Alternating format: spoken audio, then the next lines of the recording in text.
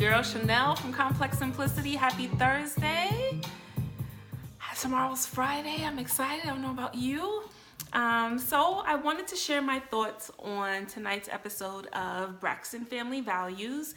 The clip that I chose to do this vlog about was the moment within the episode where Miss Evelyn, who's the mom, and Mr. Braxton, who's the father, were able to really talk about Tamar and Vince's situation of their recent miscarriage. And it's interesting that the father asked, what do you think about this? Because some people have babies to kind of bind their marriage or relationship together. And he said, but I'm not kind of sensing, and he did a gesture of I guess the connectedness or the closeness. And Miss Evelyn was the one that said, you're not getting a sense of the intimacy that they portray, that they have. And to be honest with you, I'm not here to judge anyone's marriage. I'm a married woman and I know that it's real, right? Sorry, y'all, there's something in my hair that's bothering me. The bad part about faux locks, they pick up everything. But anyway, and so I don't want to be here to judge their marriage, but I have to be honest and say this. From day one, I always kind of felt a disconnect when it came to Tamar and Vince. And I don't know, we all get married for different reasons, or sometimes just having the cameras in our face all the time may not be the most comforting situation. I don't know, because then again, they ended up getting their own reality show, right? But I don't know that I ever felt this connectedness. I didn't feel it all the time. And so when the mother said that, that really raised my eyebrow and had me so I wasn't crazy with the natural guttural instincts I was feeling. And lately, I always say, my guttural instincts are pretty spot on. It scares me sometimes, but I think that just shows that you're in tune with what's going on, your level of wisdom, insight, things of that nature.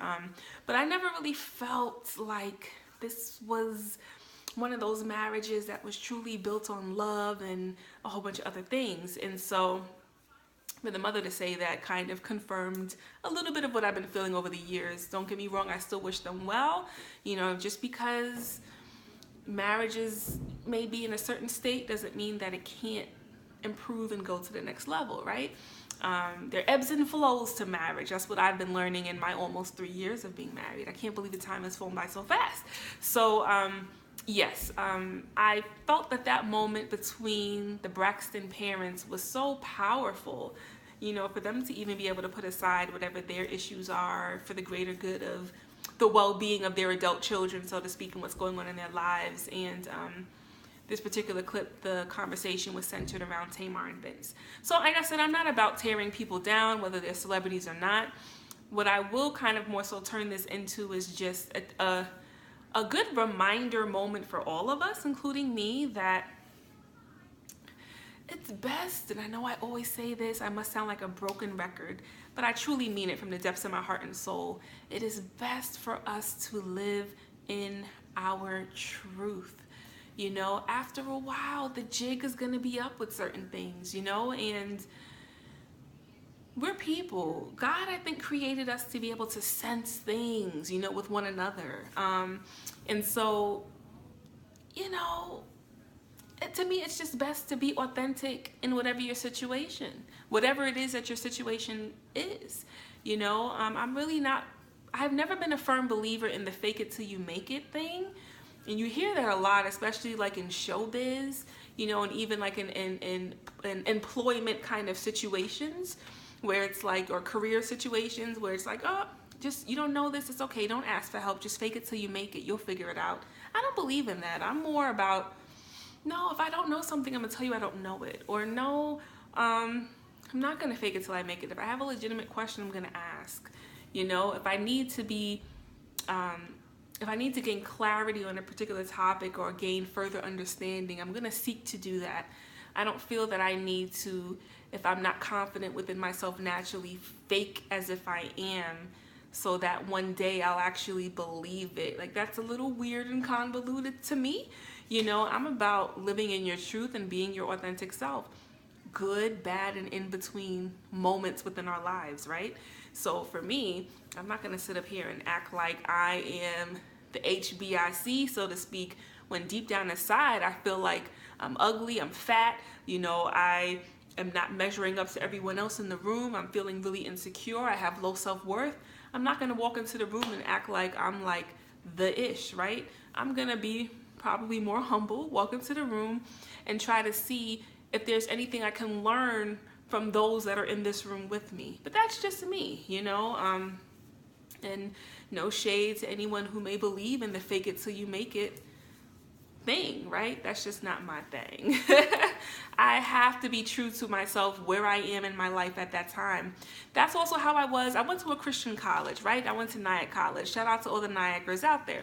So for me, Nyack College is a Christian college, and a big part of the curriculum, the activities we did, the premise of our teachings, our school, everything was based from Christianity.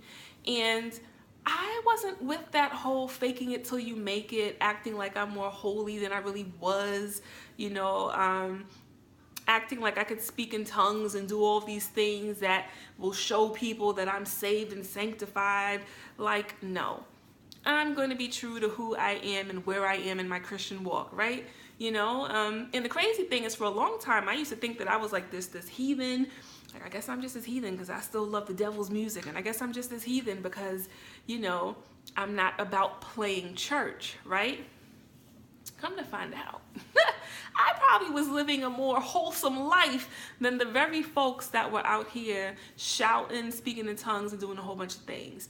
And so I only say that to say, even in a church world, spiritual realm, I have to be true to who I am. Till this day, on my website, yes, I do play ratchet music sometimes. I do have music that I post that may have some level of profanity.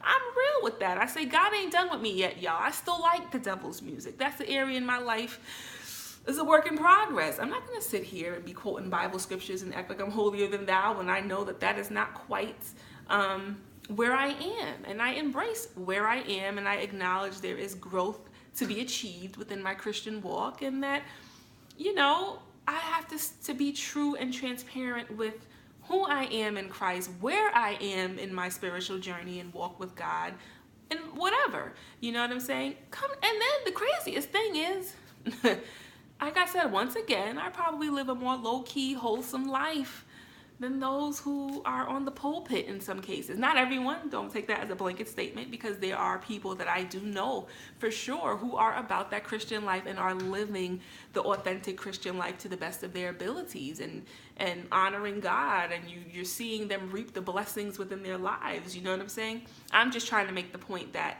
I'm all about being who you are and living in your truth as to where you are in your journey in life. I'm not about that whole fake it till you make it. I'm not about that whole, not owning stuff. Like, just be who you are.